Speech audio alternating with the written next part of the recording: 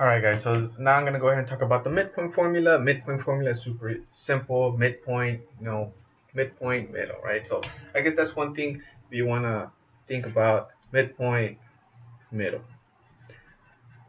Sometimes you'll be able to just do it in your head basically. And other times, just use the formula. So the midpoint formula is as follows.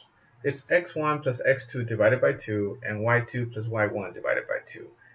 Again, all it is the average of the x's and the average of the y's. If you want to break it up into steps, I would say literally your very first step would be simply to label your coordinates x1, y1, and x2, y2. So you would just literally go to the points they give you and label them. Step 2 would be to substitute.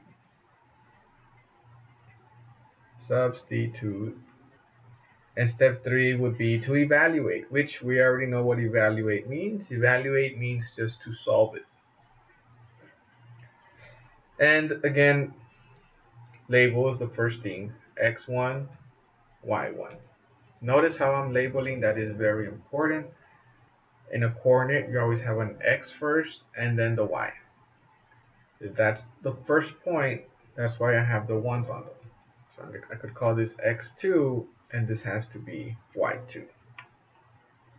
So now I just plug in the values. So for my x part,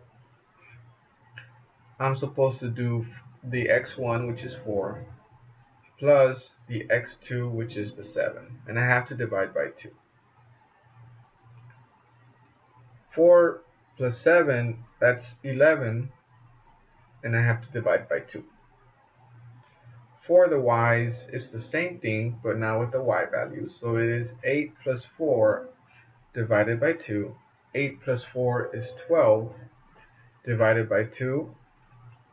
Always ask yourself if you can simplify. Here I can't, so you could leave it like that. And here you could. Your answer when you use the midpoint formula will be another coordinate. You don't add them up in the end. You don't multiply, you don't divide. That's it. Whatever you get for x, that's your new x. Whatever you get for y, that's your new y. There'll be times when they'll put it in decimals. So in this case, 11 divided by 2 is 5.5. So again, depending on what you're looking at, your answer would either look like this or like that. Let's do one more. Again, first step, we're going to label, then substitute, then solve. So on number 2, first we come here and we label. So this must be x1, and so this has to be y1. This is x2, so this has to be y2. And you could label however you wanted these to be the 2's, that's fine. These would be the 1's. But according to our labels, we're going to go ahead and just use the formula. We're going to add up the x's, so we have a negative 4 plus a negative 9 divided by 2, and we have a 2 plus negative 5 over 2. If they're the same signs, guys, remember that we could just add them and we keep their signs. So 9 plus 4 is 13. When they're different signs, even though there's a plus in there, we must subtract. So in this case, 2 minus 5, that's negative 3. And again, you could leave it like that, or you could go ahead and convert to decimals. In this case, 13 divided by 2 is 6.5. And 3 over 2 is 1.5. Let's look at number 3.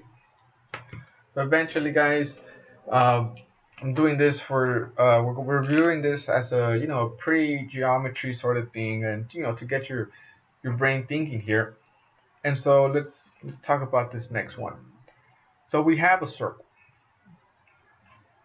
This line that they gave us here represents our diameter, and they're asking for the coordinates of the center. Well, just keep in mind what a diameter is in a circle. And the diameter of a circle, it's a line, a segment in your circle that goes from end to end, and it passes through the center. The distance from here to here, the distance from here to here should be the same, and we call that the radius. So because we know that, this has to be the center, this has to be the middle, and if they give you these two, you could use the midpoint formula to get to that. So again, first step is just label. Whoops. X1, Y1, X2, Y2.